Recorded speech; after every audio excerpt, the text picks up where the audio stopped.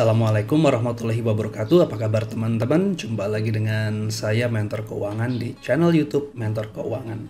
Edukasi tentang perencanaan keuangan pribadi. Oke, saya akan coba dengan sesuatu yang baru kali ini. Jadi bukan membahas atau merekam video-video presentasi saya. Kali ini saya akan coba buat sebuah playlist baru ya, sebuah playlist mengenai basic personal finance, perencanaan keuangan pribadi, tapi yang dasar. Jadi untuk teman-teman yang masih newbie, sama sekali belum pernah mengetahui apa itu perencanaan keuangan pribadi, video-video dalam playlist ini akan sangat berguna, mudah-mudahan. Jadi saya akan coba kumpulkan video-video dasar. Jadi saya coba buat presentasi singkat ya, video-video singkat. Jadi teman-teman nggak akan bosan terlalu lama mendengarkan penjelasan. Ini saya kumpulkan dalam sebuah playlist. Saya akan coba buat dalam sequence yang berurutan. Nah, baik, di video pertama kali ini adalah mengenai definisi yang paling pertama ya, personal financial planning atau perencanaan keuangan pribadi. Nah, ini teman-teman yang masih awam atau masih baru kali ya, saya harus melakukan perencanaan keuangan pribadi dari awal ya. Tentunya ini adalah sebuah skill dasar ya. Teman-teman yang masih kecil, mungkin baru dikasih uang saku bulanan, mingguan, itu sebenarnya dengan sendirinya otomatis sudah melakukan perencanaan keuangan. Oh, aku akan menggunakan uang jajanku kali ini untuk beli mainan, beli makanan, beli tas, beli gadget. Nah, itu adalah bagian dari perencanaan keuangan pribadi. Nah, tentu kali ini kita akan bahas yang lebih selangkah lebih tinggi ya, bagaimana cara perencanaan keuangan untuk pribadi teman-teman, baik ini yang masih pelajar, kemudian baru berkeluarga, atau masih lajang, ataupun yang sudah akan memasuki hari tuanya. Mudah-mudahan apapun itu, ini bisa bermanfaat buat teman-teman sekalian. Kita langsung aja ya.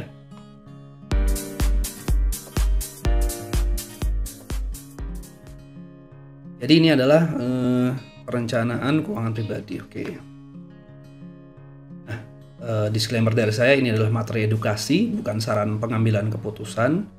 Silakan teman-teman berdiskusi dengan penasihat dan perencana keuangan teman-teman sebelum mengambil sebuah keputusan keuangan. Mentor Keuangan tidak bertanggung jawab atas kerugian yang timbul atas keputusan keuangan Anda. Kenapa ada disclaimer ini? Karena dalam video perencanaan keuangan, pembelajaran perencanaan keuangan, akan banyak sekali saran-saran yang tercetus ya. Kumpulkan dana darurat sekian, investasi di mana, di sini, resikonya seperti apa.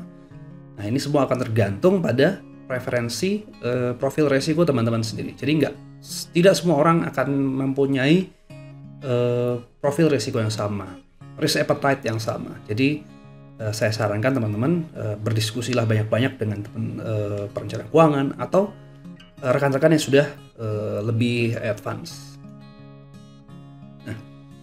Apa sih sebenarnya personal financial planning ini ya, atau perencanaan keuangan pribadi ya? Ini adalah sebuah proses mencapai tujuan hidup melalui pengelolaan keuangan secara terintegrasi dan terencana ya. Jadi ini adalah sebuah proses ya,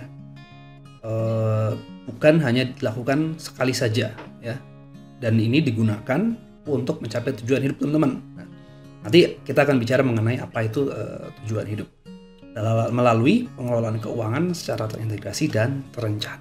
Jadi semua aspek-aspeknya akan kita kelola, kita kumpulkan, lalu kita olah secara bersama.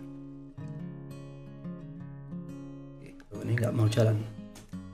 Nah, ini dia. Nah, ini tadi kan saya udah bilang ini sebuah proses ya. Jadi proses itu bukan sesuatu yang begitu dilakukan akan langsung berhenti. Enggak. Proses itu berlanjut terus ya. Demikian pula perencanaan keuangan. Ini bukan sesuatu hal yang akan selesai dilakukan sekali aja. Jadi, saya udah pergi ke financial planner, udah selesai, udah enggak. Ini akan selalu berproses, berlanjut. Nah, kemudian tadi mengenai tujuan hidup ya. Nah, kalau saya pribadi membagi tujuan hidup ini menjadi 3. Jadi ada tujuan keuangan, ada tujuan dunia, dan ada tujuan akhirat. Kenapa saya bagi 3? Karena untuk membedakan masing-masing tingkatannya ya. Teman-teman mungkin sering dengar sebelum berinvestasi, tentukan tujuan keuangan itu biasanya ya. Tujuan keuangannya adalah untuk apa? Memiliki rumah, memiliki kendaraan, memiliki dana pendidikan anak, dana hari tua. Itu pasti sangat lazim teman-teman dengar. Tapi mungkin teman-teman jarang mendengar ada tujuan dunia sama tujuan akhirat ya. Jadi apa sih sebenarnya ini? Karena tujuan keuangan itu sebenarnya ini adalah hanya apa yang akan kita capai di dunia ini. Teman-teman pengen punya dana pendidikan anak. Oke, sudah punya dana pendidikan anak, anaknya udah sekolah, oke selesai. Teman-teman pengen punya dana hari tua, bisa hidup tenang, layak, nyaman di hari tua. Oke, sudah selesai. Pengen punya rumah, satu rumah udah. Nanti pengen punya lagi rumah untuk warisan anaknya, yang pertama, yang kedua, dan seterusnya. Nah, tapi semua itu untuk apa sih? Ya, udah punya dana pendidikan anak, dana hari tua, buat apa? Sebenarnya kita ini hidup di dunia ini punya tujuan apa sih gitu? Kalau yang Muslim mungkin beribadah kepada Allah. Itu udah surga lah. Tujuan akhirnya pasti surga nanti. Ya. Jangan lupa kita ini hidup di dunia ini cuma sebentar. Ada yang ngomong 60 tahun, 63 tahun, 70 tahun, 80 tahun. Tiba-tiba sebentar aja udah, wah gue udah 50 tahun.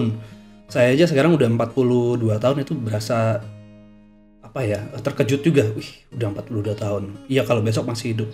Kalau besok mati, emang saya udah punya amal apa aja? Emang saya bakal masuk surga?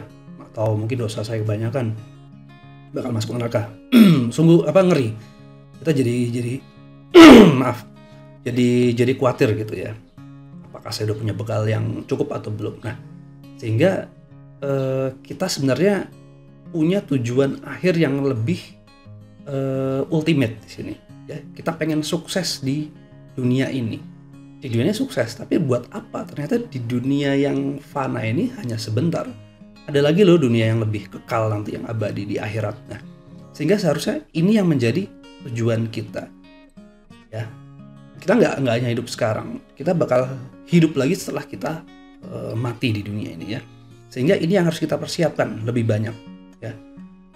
Dengan apa ya? Dengan bekal-bekal amal, ya, sedekah, ilmu, dan lain-lain. Jadi bukan hanya semata kita pengen rumah. Nah, gitu. Punya rumah buat apa? Oh, memberi tempat tinggal untuk istri, untuk keluarga, untuk anak. Memberi pendidikan untuk apa? Oh, untuk supaya anaknya jadi soleh, bisa mendoakan. Pengen punya uang yang banyak untuk apa? Oh, ternyata untuk bersedekah, membangun masjid, membangun gereja, membangun pesantren, rumah sakit, sumur, seperti itu. Untuk apa? Untuk di sini nanti, ya, di tujuan akhirat. Nah, kalau tujuan dunia apa? Tujuan dunia ini sebenarnya adalah lebih kepada legacy, atau Anda pengen menjadi apa? Anda pengen dikenang sebagai siapa di dunia ini setelah Anda pergi, ya. Jadi contoh paling simpel perbedaannya gini. Kalau tujuan keuangan ya tadi ya, mobil, rumah, pengen punya dana sekian rupiah gitu ya. Tapi kalau tujuan dunia ini Anda pengen dikenang sebagai apa?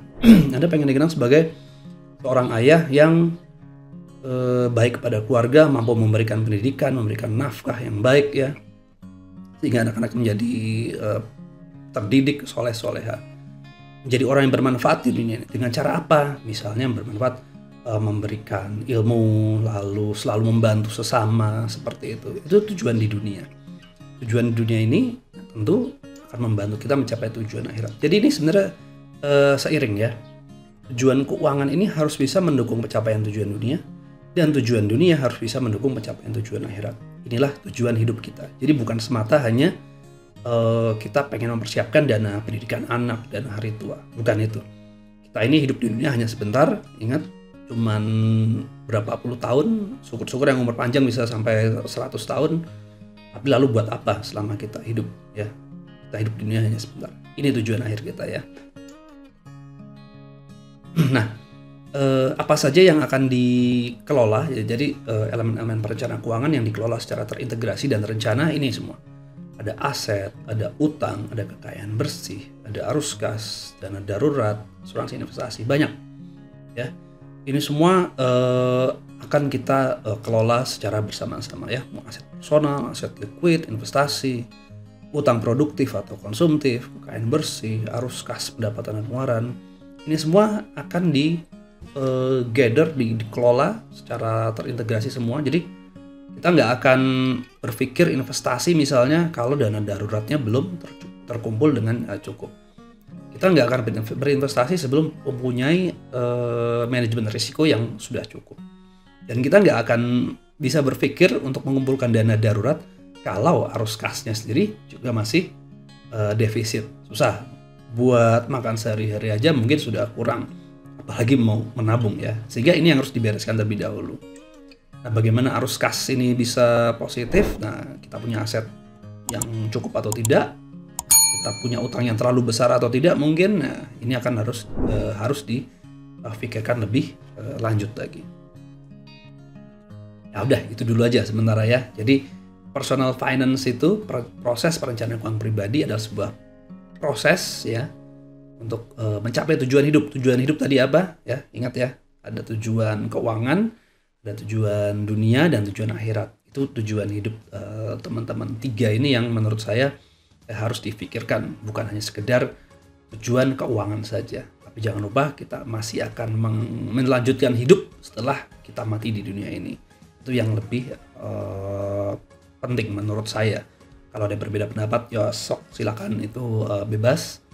Ini pendapat pribadi saja. Memang sudah ada disclaimer ya, bukan saran keuangan, tidak harus diikuti. Kalau ada yang cocok, ada yang bagus, silakan ikuti. Kalau itu kurang cocok, silakan ditinggalkan. Kemudian elemen-elemen perencanaan keuangan tadi ada banyak. Nanti kita akan bahas satu persatu lebih lanjut. Demikian teman-teman ya, jangan lupa ini ada channel YouTube Mentor Keuangan dan Gudang Emas Rehan. Kemudian Instagram silakan di follow, like, subscribe.